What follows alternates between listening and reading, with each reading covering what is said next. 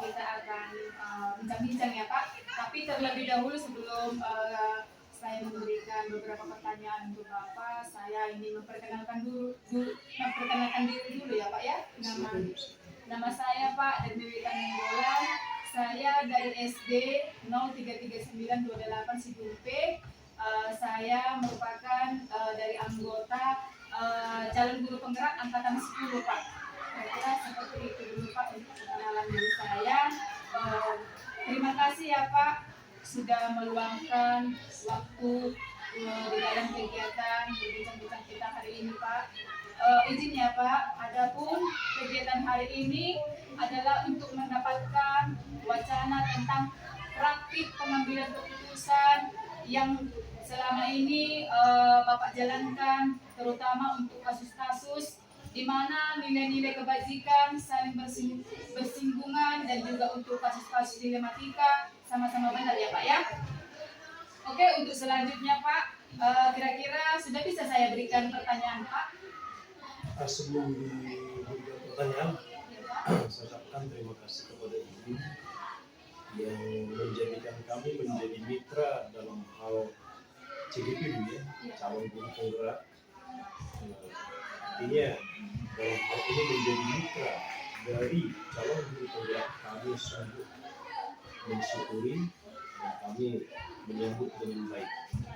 Hanya dari apa yang kita bicarakan tadinya, kita ambil sedikit, hendaknya kita tidak menggunakan kata kasus di sana. Nah, sebenarnya kasus itu sama saja dengan problem, sama saja dengan masalah, tapi lebih sedikit lebih halusnya kasus itu hendaknya tidak ada di tengah sekolah, walaupun sekolah itu punya problem, punya masalah setiap kita. Demikian. Silakan. Baik Pak ya. Yang ingin saya tanyakan yang pertama itu Pak, selama ini Bapak sebagai kepala sekolah, bagaimana cara Bapak mengidentifikasi masalah yang merupakan dilema etika atau rujukan moral yang Bapak hadapi di sekolah ini Pak? Nah, baik, terima kasih Bu. Nah, tentunya dalam hal problem ataupun dilema etika itu berbeda di setiap saat dan berbeda di setiap sekolah kejadiannya. Nah, misalnya kami sekolah yang sudah kami tempati menjadi pimpinan, ini adalah sekolah yang keempat buat kami. Dilema etika itu berbeda di tengah-tengah sekolah yang saya tinggalkan dengan dilema etika yang ada di sekolah kita. Nah, tetapi dalam hal dilema tersebut, proses penyelesaiannya tentunya sama di setiap sekolah. Bahwasanya kepala sekolah itu sebagai pimpinan di tengah-tengah sekolah. Bila mana ada timbul dilema etika di tengah-tengah sekolah, justru itu menjadi bagian dari tugas dan fungsi kepala sekolah di sekolah itu. Di mana bagian dari tugas dan fungsinya menyelesaikan dilema etika yang ada di tengah-tengah sekolah. Hanya kalau boleh misalnya dalam hal pertanyaan ini dispesifikkan apakah misalnya dilema etik yang bagaimana yang mau diselesaikan. Karena dilema etik ini boleh saja terjadi antara siswa dengan siswa, boleh saja terjadi antara siswa dengan guru, dan sebaliknya antara guru dengan guru, dan boleh saja dilema itu terjadi antara guru dengan guru atau guru dengan kepala sekolah. Yang mana di dalam dilema etika ini kedua belah pihak yang berdilema, yang mempunyai problem, sama-sama menganggap benar. Nah, sehingga kepala sekolah dalam hal ini untuk memecahkannya tentunya harus terlebih dahulu dia mengidentifikasi dilema itu bagaimana, dan kemudian mengidentifikasi kenapa sampai terjadi dilema itu.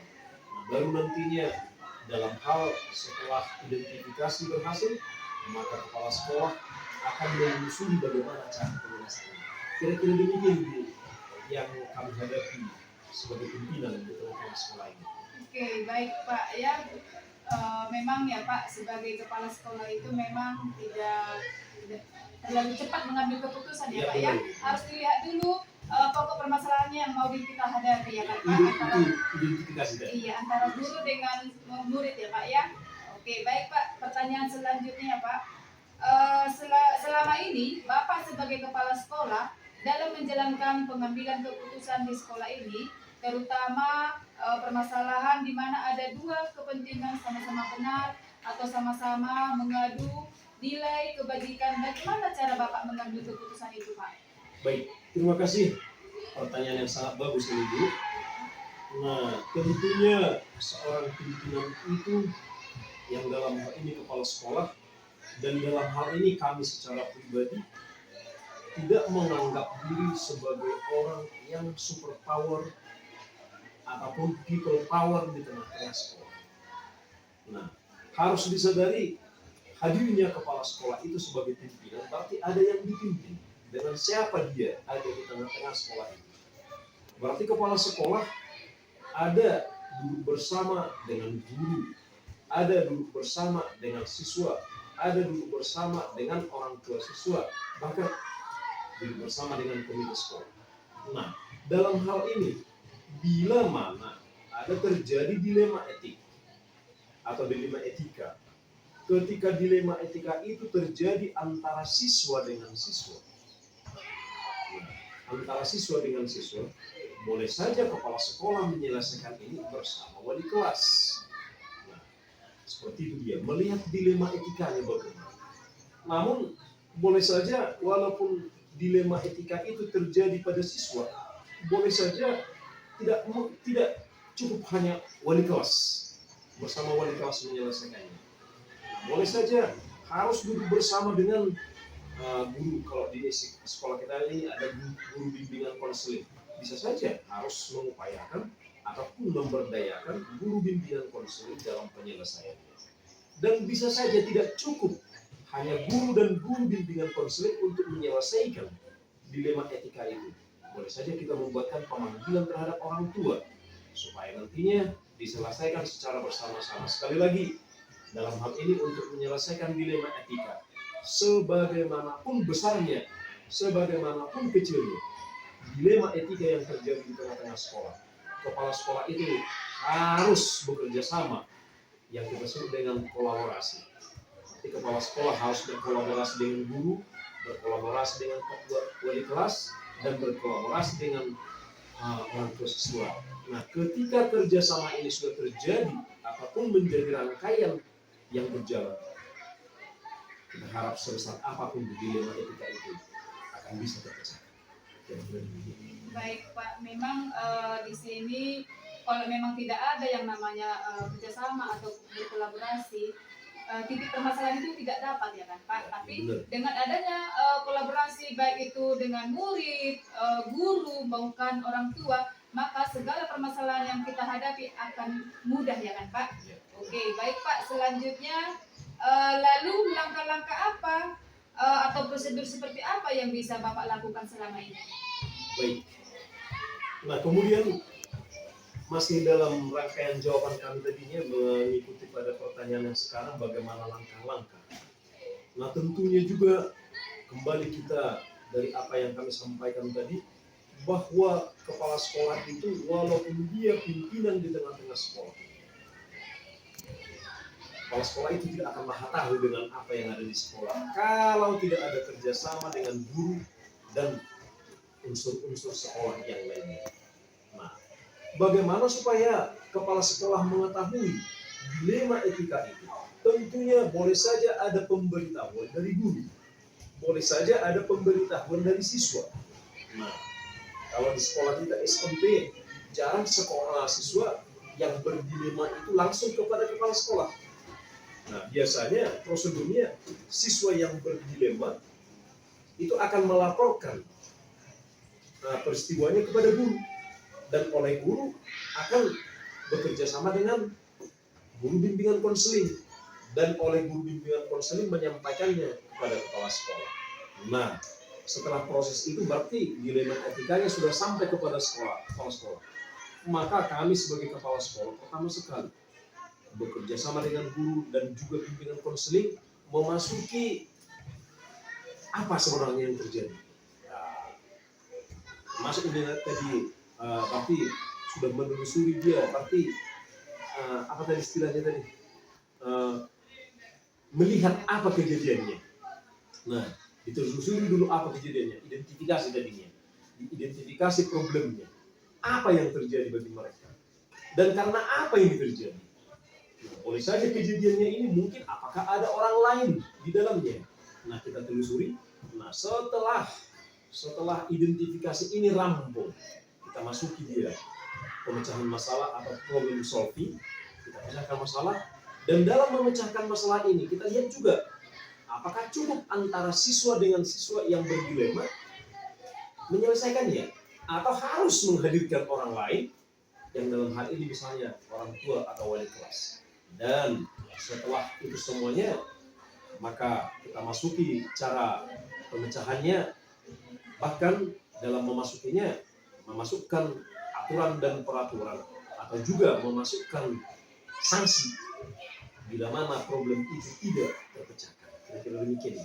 Oke, baik Pak. Memang harus kita buat ya Pak sanksi supaya murid itu bisa melihat dan bisa membedakan. Kalau ada memang sanksi dari sekolah itu, maka mereka juga tidak akan melakukan permasalahan seperti itu ya Pak ya. Oke, baik Pak. Selanjutnya hal-hal apa saja yang selama ini Bapak anggap efektif dalam pengambilan keputusan pada permasalahan yang ada di sekolah ini di dalam dilema etika, Pak? Baik, terima kasih Bu. Kelanjutannya ini dari proses yang kita jalani, karena boleh saja setiap saat yang tidak ditentukan terjadi dilema etika. Nah, dalam hal ini kita menganggap bahwa dalam sampai pada penyelesaian problema etika atau dilema etika itu, nah benar-benar itu tadi harus mengetahui masalah apa sebenarnya yang terjadi. Bila perlu, nah mengupas tuntas yang menjadikan masalah, maka kita harus menyelesaikannya seperti itu tadinya, menyelesaikannya sesuai dengan kejadiannya. Nah, sehingga kalau kami beranggapan apa yang yang dilaksanakan itu sesuai dilema yang terjadi, kira-kira demikian. Oke, baik Pak ya. Berikutnya Pak, hal apa saja yang menurut Bapak yang tertantang, yang ingin Bapak hadapi dalam pengambilan keputusan pada kasus-kasus dilema etika, Pak? Baik, terima kasih. Nah, tentunya benar, setiap masalah itu adalah tantangan. Setiap dilema etika yang terjadi di tengah-tengah sekolah itu adalah merupakan tantangan kepada kepala sekolah, kepada pimpinan. Nah, tantangan itu bagaimana? Tantangan untuk menyelesaikan. Nah, kira-kira bagaimana? Mampu kita enggak menyelesaikannya? Setiap ada masalah, yang jelas ada penyelesaian. Tetapi itu sekarang, mampukah kita mencapai pada penyelesaiannya? Nah, misal saya ambil seperti ini. Ketika ada siswa yang berkelahi antara siswa dengan siswa. Nah, sehingga sampai ini misalnya pada kerana orang tua. Nah, ketika ini sudah sampai kepada orang tua, kita ditantang dalam hal ini, sanggupkah kita menyelesaikan atau tidak? Nah, itu tantangan. Nah, sebelum sanggup menyelesaikannya merupakan tantangan juga. Bagaimana cara penyelesaiannya ini? Itu sebuah tantangan juga. Nah, kemudian sebuah tantangan juga dalam bagaimana menyelesaikan masalah. Apakah sudah tepat jalur kalau kita laksanakan ini? Itu dia tantangan. Berarti setiap masalah merupakan tantangan buat kita mengetahui apa masalahnya, bagaimana cara penyelesaiannya. Itulah tantangannya dilema etika di tengah-tengah sekolah. Ya. Baik, memang kalau menghadapi tantangan ini memang harus kita lihat juga ya Pak, pokok permasalahannya harus bisa kita selesaikan.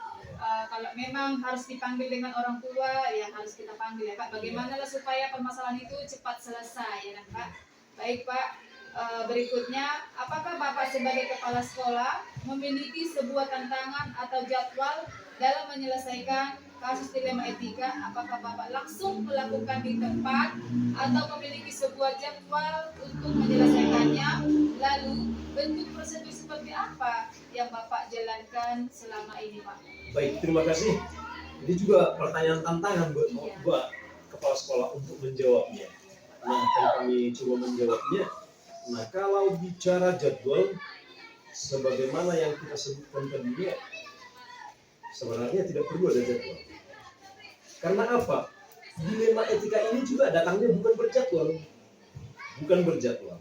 Nah, hanya bila mana ada terjadi dilema etika, prinsip kita segera diselesaikan.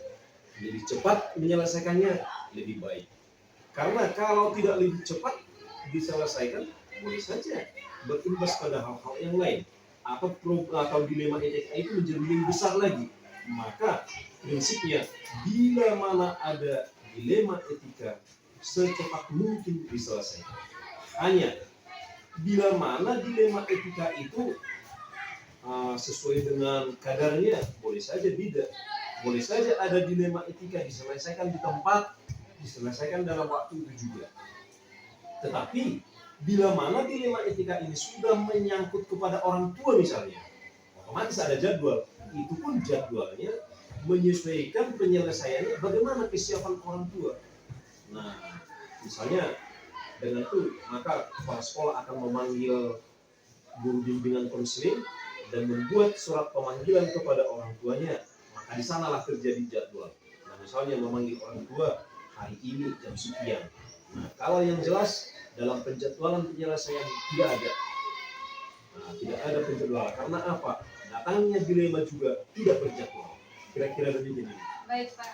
Ya memang kan, Pak. Kalau memang permasalahan itu selagi bisa dipecahkan di sekolah, memang tidak perlu dilibatkan pihak-pihak kedua atau ketiga ya kan, Pak. Iya, tapi kalau memang permasalahan itu memang sudah harus diselesaikan dengan memanggil orang tua, berarti harus menggunakan jadwal ya kan, Pak, seperti itu ya, Pak ya. Iya, menggunakan jadwal, mengatur jadwal gitulah sebenarnya, mengatur jadwal. Nah, saya tambahkan lagi misalnya, dan ini pernah kami hadapi di sekolah yang kami tinggalkan, bukan di sekolah kita ini. Nah, tepatnya di SMP Negeri Dusun kami pernah menghadapi dilema etika, di mana orang tua siswa mengadukan guru ke polisi. Nah, mengadukan guru ke polisi karena apa? Nah, menganggap guru keterlaluan terhadap siswanya, menganggap guru ini di luar dari norma-norma pelaksanaan pendidikan terhadap anaknya, maka dia juga ke polisi. Nah, ketika sudah seperti ini dilema ini juga, dilema etika. Karena apa? Si orang tua ini mengadu ke polisi, dia merasa benar. Nah, si guru juga dalam hal penelusuran kita menganggap benar tindakan yang dilakukannya. Tapi inilah problematika. Maka untuk penyelesaian ini, ya di sanalah ada jadwal. Misal jadwalnya bagaimana? Menemui pihak polisi.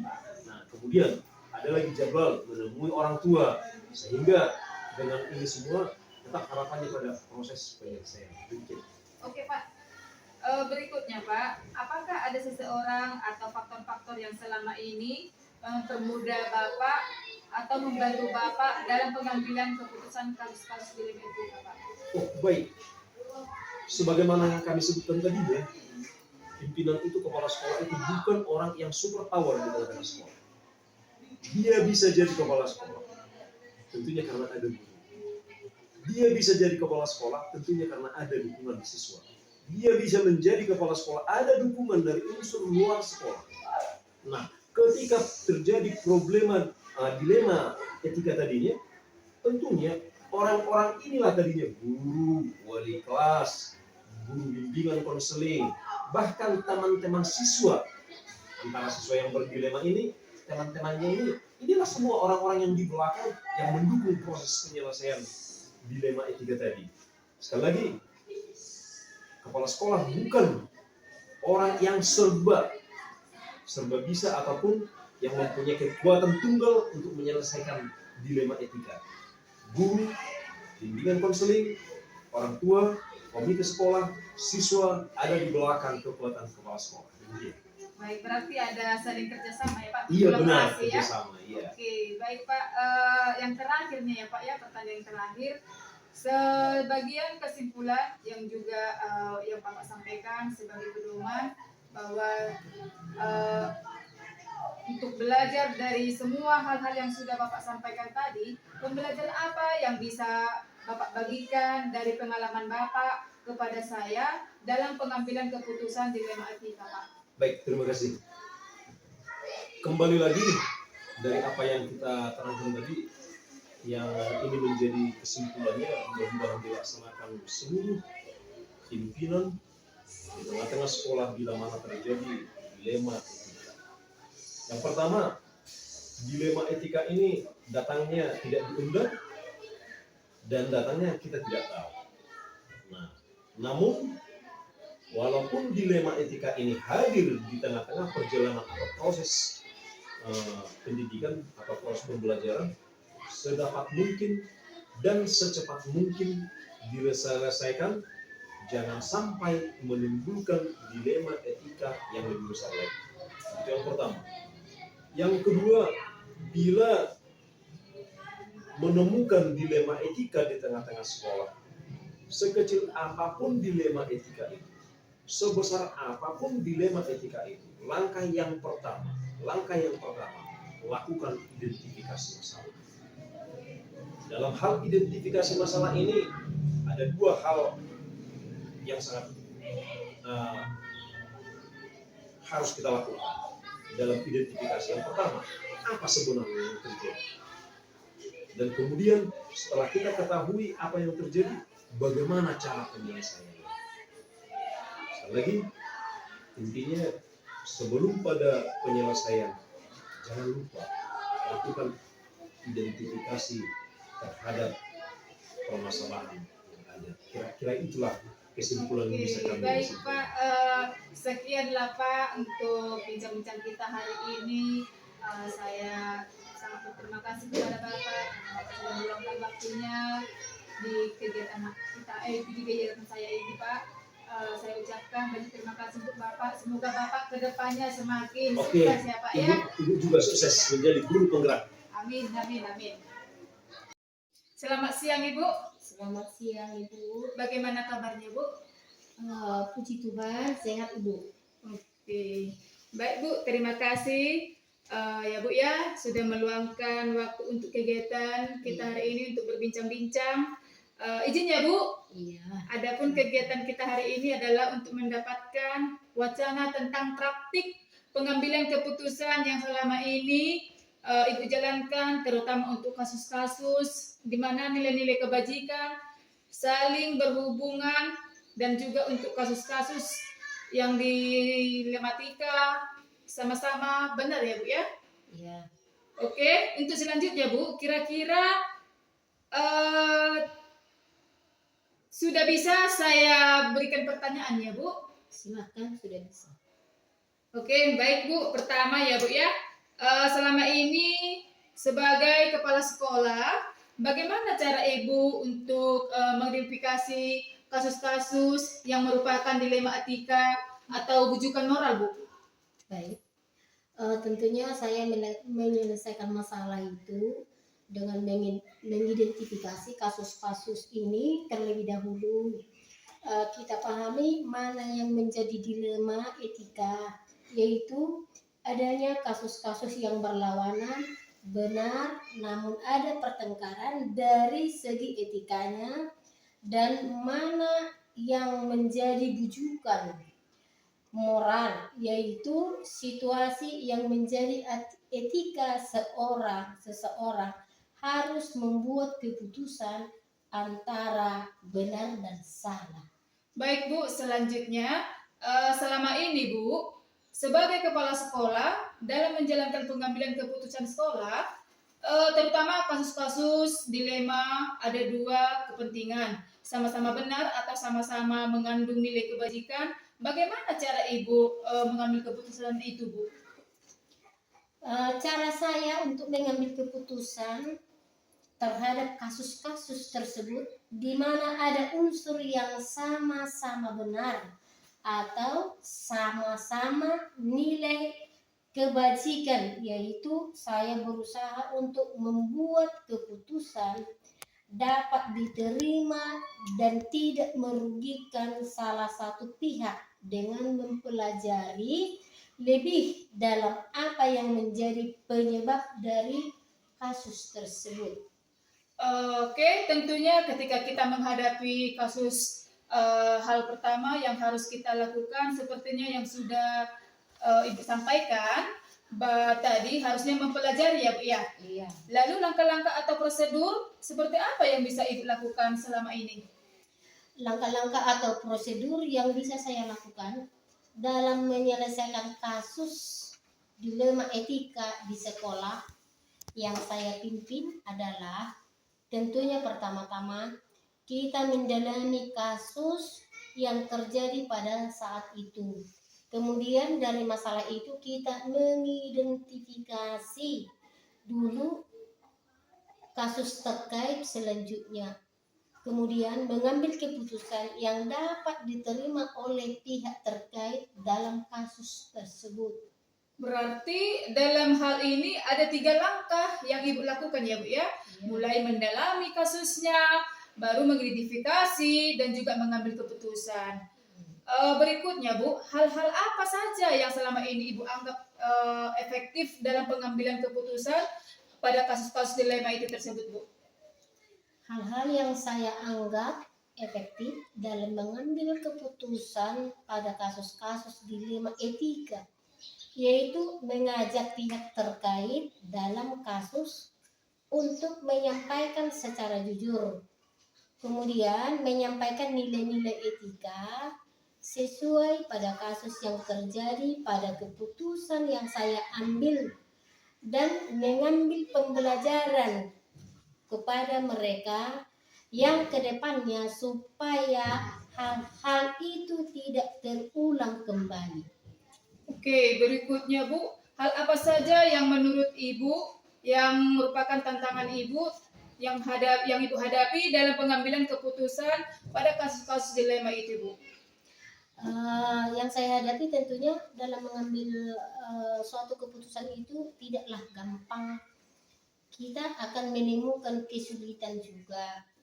Jadi tantangan dalam pengambilan keputusan pada kasus dilema etika kami alami itu sulit untuk mengingat pihak-pihak terkait menerima keputusan yang diambil karena mereka yang lakukan sebaiknya kasus tersebut ada unsur benarnya, namun bertentangan dengan segi kebijakan, sehingga harus memberi penjelasan sangat luas kepada mereka supaya dapat menerima dengan hati yang senang. Kemudian ada pihak yang terkait pada awalnya sering kurang setuju menyampaikan latar belakang terjadinya kasus dilema etika tersebut. Oke, tentunya bukan hanya dilema etika, bukan juga moral yang benar atau salah. Itu sulit untuk mengambil keputusan dilema etika.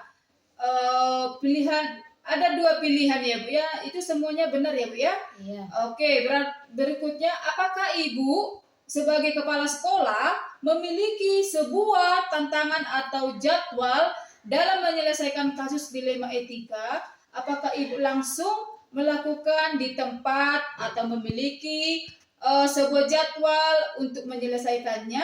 Lalu bentuk dan prosedurnya seperti apa yang akan Ibu jalankan selama ini? Baik, tergantung pada dilema etika yang terjadi kasus pada saat itu. Jika pihak terkait pada dilema etika tersebut bisa diajak jujur pada saat menjalani kasus itu, dapat diselesaikan pada saat itu juga. Namun ketika pihak yang terkait pada kasus tersebut tidak jujur dalam menyampaikan masalah atau kasus itu, pada sendirinya, jadi perlu melibatkan pihak lain, misalnya guru bidang studi, guru kelas, dan orang tua, supaya praktik dilema etika ini dapat diselesaikan dalam 1 hari atau 2 hari ke depannya. Seperti itu, Ibu.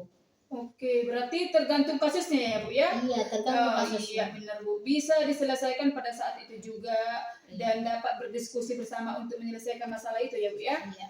Oke, berikutnya Bu, apakah ada seorang atau faktor-faktor yang selama ini mempermudah Ibu atau membantu Ibu dalam pengambilan keputusan kasus-kasus dilema itu Bu? Ya, tentunya ada, Ibu.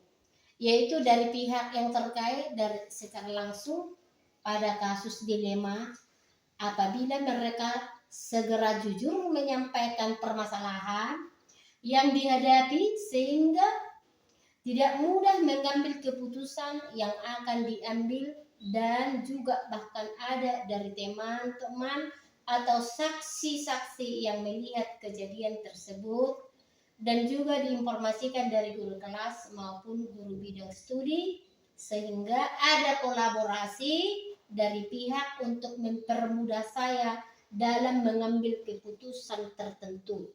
Oke, baik Bu. Dalam hal ini berarti ada faktor intrinsik dan ekstrinsik ya Bu ya? Iya.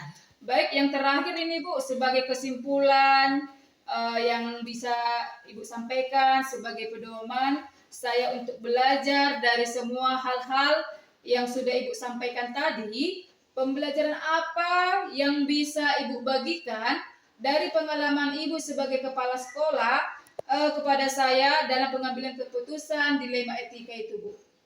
Baik, pembelajaran yang dapat saya ambil dalam hal pengambilan keputusan dilema etika, bahwa kepala sekolah harus menambah wawasannya supaya menguasai mana yang merupakan dilema etika, dan juga mengajak pihak-pihak yang terkait supaya mereka senang hati dan terbuka dan jujur untuk menyampaikan masalahnya supaya tidak memakan waktu dan menguras tenaga. Seperti itu kira-kira, Ibu.